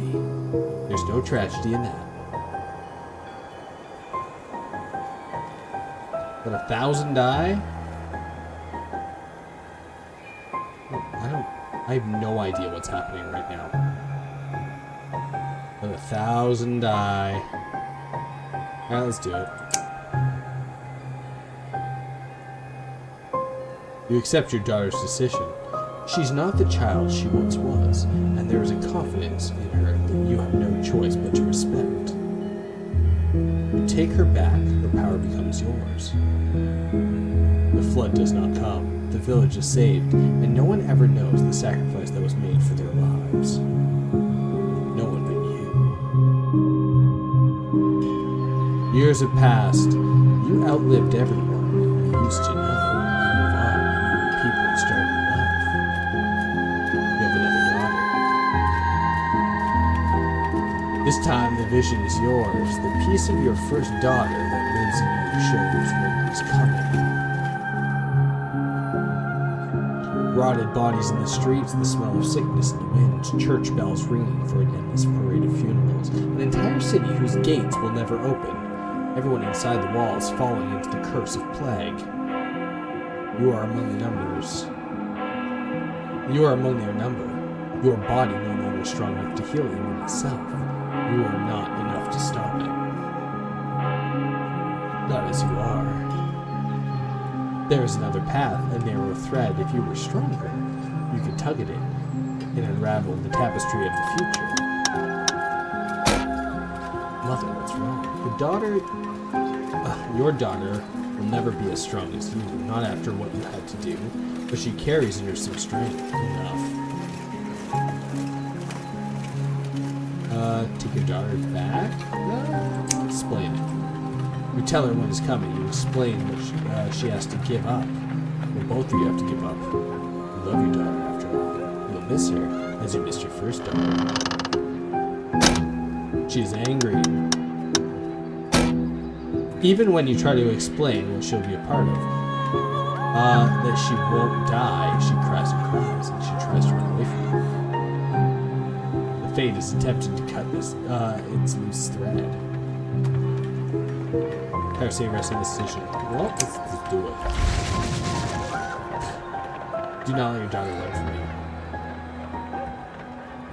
No plague comes. The city never knows where we ruin. But there's an unhappiness in you.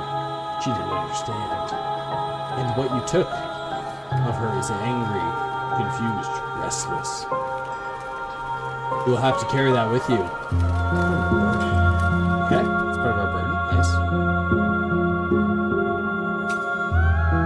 Though no one knows the depths of what has been done over the years, you have not escaped notice. You find yourself in a capital, in a place where its names change too many times to count. A war is brewing. The eyes of those whose fate is their hands are on you. Their lips ask you which threads to pull, which to cut. The tapestry is once again revealed to you. War rages and never stops raging, bleeding the spans of generations, children poured to die, decades of pain and unrest, or it ends before it begins. Few die for the sake of the many.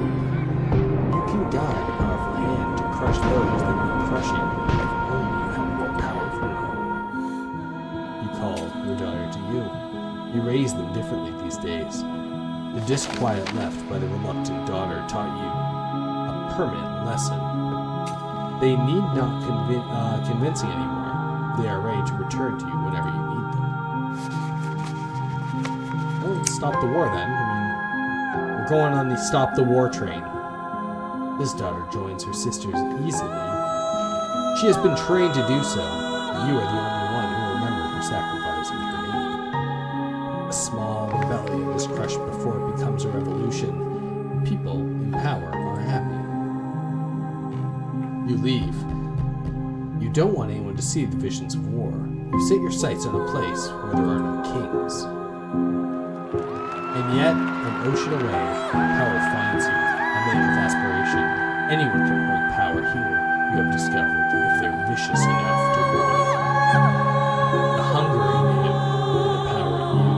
For the time, you humor him and allow him to give you life with comfort. Even your daughter. You don't see a future where he ever grows more powerful than you can manage, not until the vision comes. A war like none the world has witnessed, a fugitive nation devoured in the nest. Who sits on the throne and none is meant to be. A war with his cruel fist, bowing to his crushing weight. Very ocean still in love with his influence. He is already on his way, you realize too late. You have been too close to him to see your choices. War is coming. Strike now or not, the loose thread is sticking out from the mass of blood. With 14 to grasp it. But you have a daughter. You always have a daughter until you don't.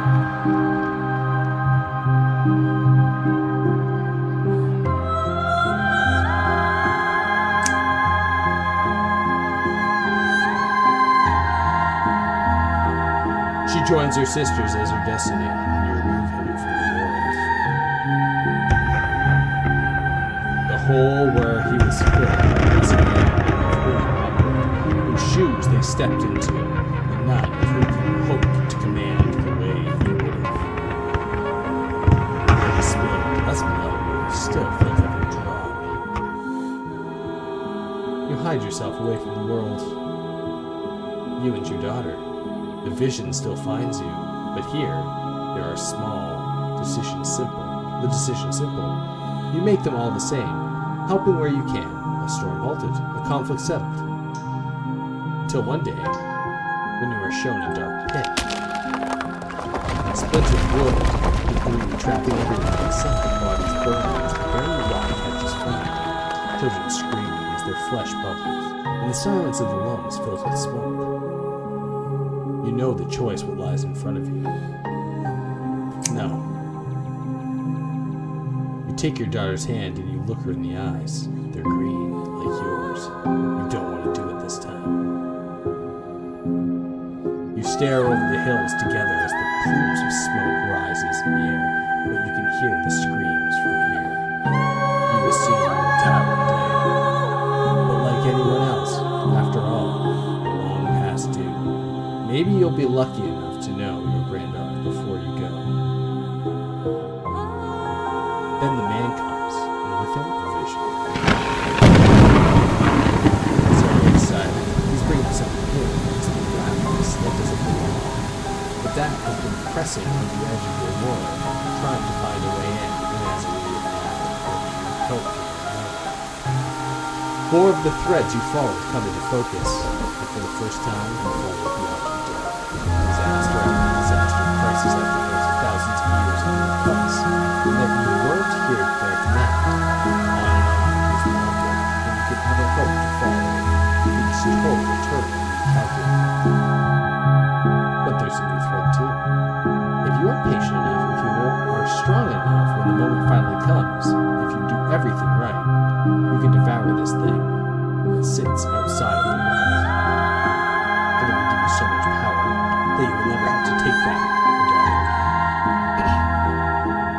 You could fix as many things as you care to fix. Bloods, plagues, wars, kings. You look into her green eyes, like so much like yours.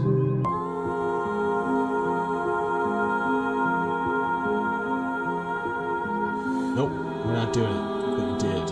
Alright, well I guess we did it.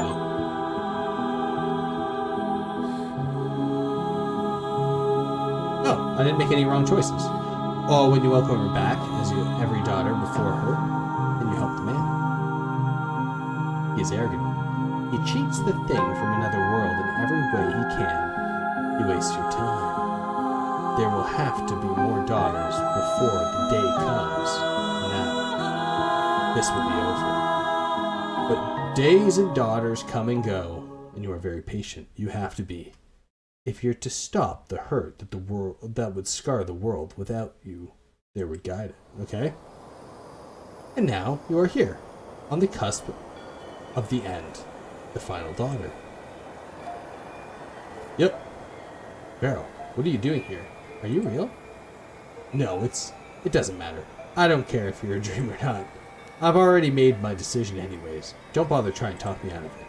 I finally have a real purpose, and now that I know what that purpose has always been, I can go back. I can't go back.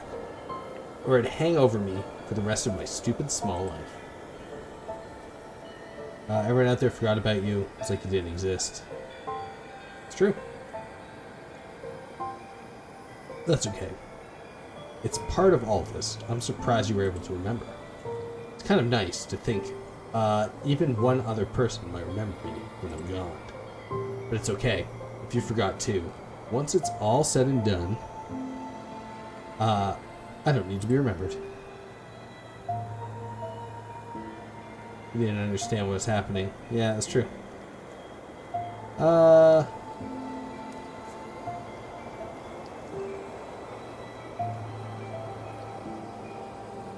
It's true. You don't have to do this. Yes, I do. I saw what's going to happen if I don't. What am I supposed to do? Go back into my normal life after knowing how many people are going to suffer through the generations because I am too selfish to save them? How could I ever live with myself?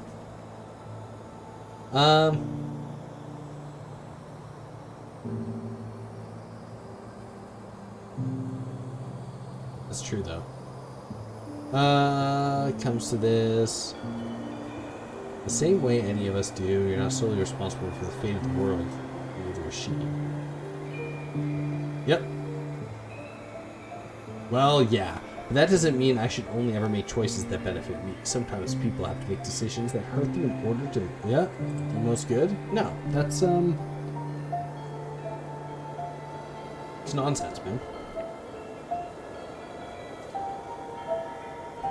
People have to pay taxes or donate kidneys or, you know, people have to pay taxes or donate kidneys or, you know, things that aren't pleasant, but that help people make the world work. Okay, that's true. I'm happy to do this. I am. Stop trying to convince me I'm not. Alright. Well.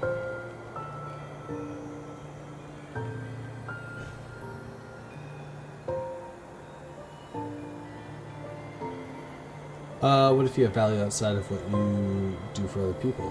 What if you deserve to live? True. What if you deserve to live? Use all the manipulative wording you want. Yeah, that's true. I am trying to manipulate you.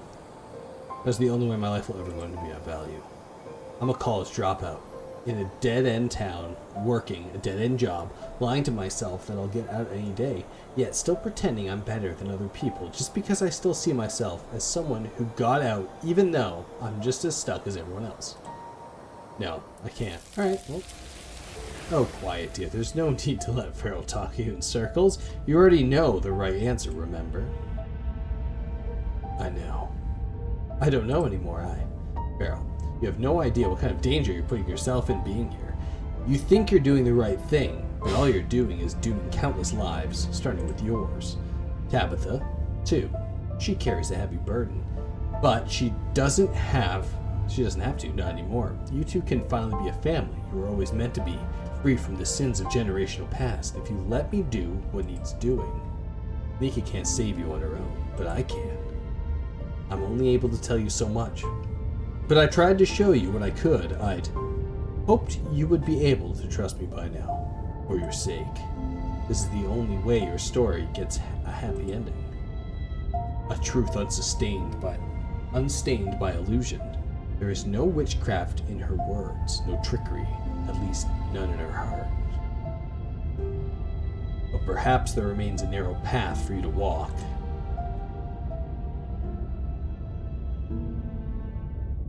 Of course, the scratching on the cell's wall. This was what it was for.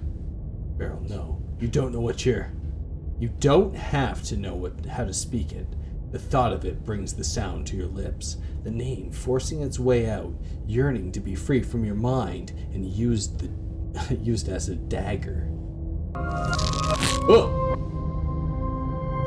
The dagger tears into her. Everything that is not her pours out, the delicate tapestry of her existence, the parts she arranged so neatly scattered, her voices filling dreams around you, confusion as her careful order is upended. A single dangling thread comes into focus. Wait. You can't see how this will benefit you, because you don't understand the dangers you're in. Your enemies have made sure you can't. Not until it's too late. I am the only one who wants you to walk free, but I understand why you wouldn't trust me. Of course I do. I've had to weave my own little lives as part of this ridiculous game. Please know that I'm not lying now, but even if you don't believe a word I've said about your own safety, I'll give you something else too, something you need. As you are now, you're limited in your potential. There's so much more you can be. I could give that to you and consider it a wish granted. I only need to finish what I started.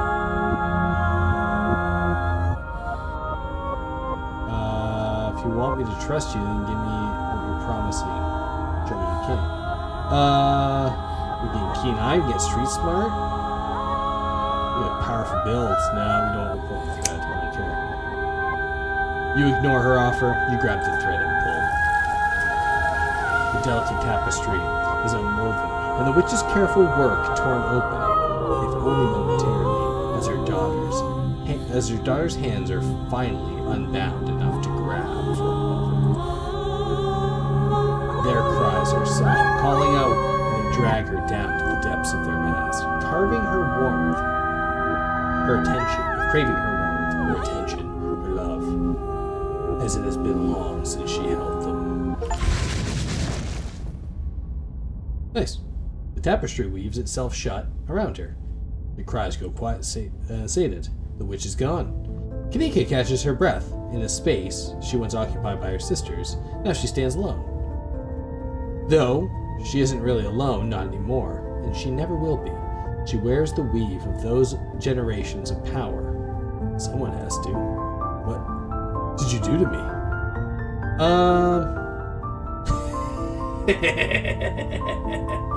Welcome to the Dead Moms Club. A maniacal laugh breaks through her shock. you can't just say that to someone. No, I said that to everyone. I didn't just say it. I said it to literally everyone I could. But it was funny. Thank you. Thank you. I'm glad someone understands me. For the record, though, I don't think she's dead. She's still there somewhere, like the rest of them. God, this is insane. Magic isn't supposed to be real. She let me say that so many times, all while she knew. Am I supposed to do what she was going to do? How do I even know what it is? She never told me anything, or taught me anything. How am I supposed to save this town if I don't know what's wrong with it? God, this is so much pressure. I never asked for this. I don't think I can handle it.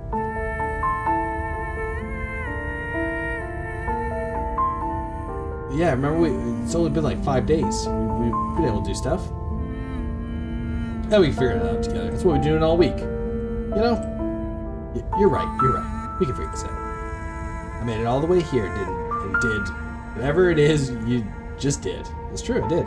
Nothing is too much for us to handle. Takes a deep breath, collecting yourself. Well, just take it one step at a time. First step, figure out how to get out of here. It's weird. Everything felt slippery before, like I couldn't hold onto anything.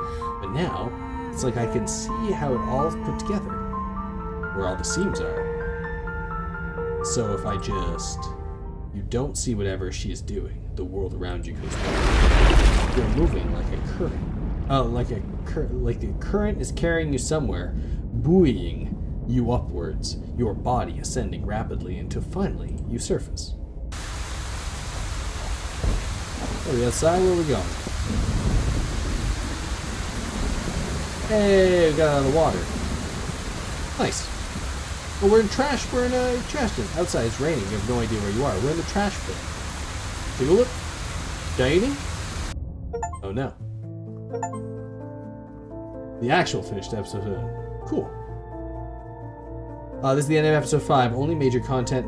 The only one major content remains until the story reaches its conclusion, the final chapter. Stay tuned for updates in the final chapter, released by Join a Thing. Follow on social media site. Wait, is it still it? I'd like to carry out your progress over. Save the game right here. Yes. Okay. There is a continue. So we'll see you next time for the final chapter.